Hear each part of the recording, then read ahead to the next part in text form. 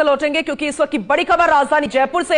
SMS stadium को करवाया गया है खाली, कर्मचारियों को स्टेडियम से बाहर निकाला गया है। बम की सूचना पर एसएमएस स्टेडियम को खाली करवाया गया है। भारी पुलिस बल तैनात है, गहनता से जांच की जा रही है। सभी कर्मचारियों की छुट्टी कर घर भेज दिया गया है। देखिए तस्वीरें आपको फर्स्ट इंडिया न्यूज पर सबसे पहले दिखा रहे हैं, लेकिन इन सबके बीच में अहम यह है कि बम की सूचना मिली है, किस माध्यम से मिली, कैसे मिली और किसने ये सूचना दी है। क्या ये शरारती तत्व की करतूत है या फिर वाकई में किसी का मंसूबा ऐसा है। हालांकि जांच जारी है, जांच के बाद सब कुछ साफ हो पाएगा। सबसे अहम कोशिश ये है कि जितने कर्मचारी अंदर है या फिर वो सपने पाले हुए खिलाड़ी की भविष्य में वो अब नाम रोशन करेंगे खेल के माध्यम से, सभी को बाहर निकाला जा रहा है। एसएमएस स्टेडियम की तस्वीरें आपको दिखा रहे हैं, किस तरह से कोशिशें की जा रही है कि कहीं भी किसी भी तरीके से अप्रिय घटना ना घटे। एसोसिएट एडिटर नरेश शर्मा हमारे साथ जुड़ चुके हैं, ज्यादा जानकारी उनसे लेंगे। नरेश जी, ओवर टू यू। बिल्कुल, देखिए पूनम, ये बड़ी घटना है और जयपुर के सुलेमान सिंह स्टेडियम को लेके एक धमकी भरा जो मेल है वो आया है। बम से उड़ाने की धमकी मिली थी और उसके बाद तुरंत जो एसएमएस स्टेडियम के प्रशासन और पुलिस ने तुरंत स्टेडियम खाली कराया है।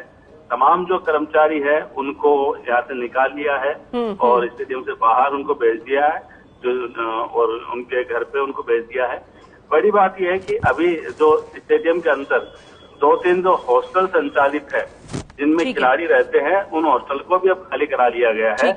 साथ में जो मेन गेट है उसको बंद कर दिया है, क्योंकि अगर सुलेमान सिंह स्टेडियम की बात करें हम यहाँ पर, तो यहाँ जो मुख्य बिल्डिंग तो है ही जिसमें खेल परिषद का दफ्तर चलता है, तो यहाँ पे बड़ी संख्या में कर्मचारी रहते हैं खेल परिषद के। वो दफ्तर है वो पूरी तरह से खाली करा लिया है और यहाँ पे पूरी जो सघन जो तलाशी है वो ली जा रही है। साथ में इंडोर स्टेडियम है उसको खाली कराया गया है और जो यहाँ पे हॉस्टल संचालित है गर्ल्स के और बॉयज के, उनको खाली करा दिया गया है। मुख्य गेट है उसको बंद कर दिया है, किसी को अंदर आने की इजाजत नहीं है और जो अंदर कोई कर्मचारी अभी है तो उनको बाहर किया जा रहा है। दूसरी तरफ पुलिस है वो भी बड़ी संख्या में यहाँ पे पहुंची है, चप्पे चप्पे को छाना जा रहा है। हालांकि यहाँ जो एक स्विमिंग पूल है उस स्विमिंग पूल करने का एक कार्यक्रम था, उसको वहाँ कोई पूजा चल रही थी, तो फिलहाल उस पूजा को तो नहीं रोका गया है, वो पूजा वहाँ पे चल रही है।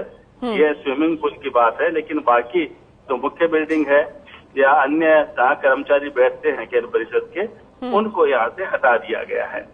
देखिए जैसे ही कोई ईमेल आया है, उस ईमेल के बाद जो खेल परिषद के अध्यक्ष नीरज पवन, जो कि आईएएस भी है, खेल विभाग के जो सचिव भी है, तो उन्होंने तुरंत जो कर्मचारी का ग्रुप है उसमें भी इस बारे में सूचना भेज दी और कहा गया कि तुरंत जो है इस स्टेडियम को खाली करना है। देखिए महत्वपूर्ण बात यह है पूनम की यहाँ आईपीएल के मैच होते हैं और जयपुर में अब तक जो 4 मैच हो चुके हैं, 1 मैच और शेष है। ऐसे में आईपीएल से जुड़ी तैयारियां भी यहाँ लगातार चलती रहती है, तो जो ग्राउंड्समैन है वो भी रहते हैं क्योंकि ग्राउंड को लगातार तैयार रखना पड़ता है।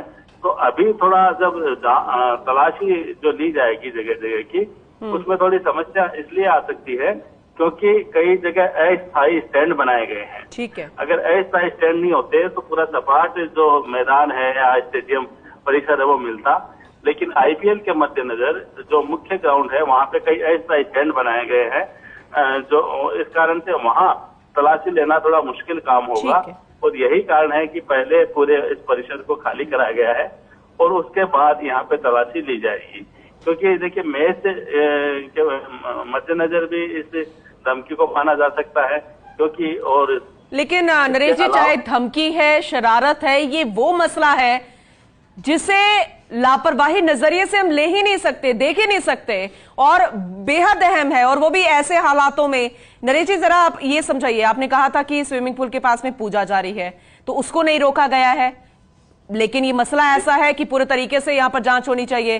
फिर हम तस्वीरें भी देख रहे हैं, छोटे छोटे बच्चे हैं, हो सकता है वो प्रैक्टिस कर रहे हो, उनको भी बाहर निकाला गया है। और आपने कहा कि अस्थायी टेंट बने हुए हैं, वहां पर भी जांच थोड़ी मुश्किल है, लेकिन क्या पूरे तरीके से एक्शन नहीं लिया जा सकता, सबको खाली नहीं करवाया जा सकता, क्योंकि मसला बेहद गंभीर है। नहीं पूनम, सभी को खाली कराया जा रहा है। ठीक है। सबसे पहले जो मुख्य बिल्डिंग है जिसको हम खेल परिषद का दफ्तर कहते हैं, वह उसको पूरी तरह से खाली करा लिया गया है। लेकिन अगर पूरे स्टेडियम परिसर की अगर हम बात करें तो यहाँ अलग अलग खेल मैदान है, अलग अलग यहाँ बिल्डिंग बनी हुई है, अलग अलग हॉल है। तो अभी चूंकि ये वक्त ऐसा है जब खिलाड़ी यहाँ ज्यादा संख्या में नहीं रहते, क्योंकि सुबह का वक्त होता है, हम कह सकते हैं 6 से 8 बजे का वक्त, और इसी तरह शाम को भी जो 5 से 7 बजे का जो वक्त होता है, उस समय स्टेडियम में पूरी तरह भरा रहता है। अलग अलग खेल मैदान खिलाड़ियों से भरे रहते हैं।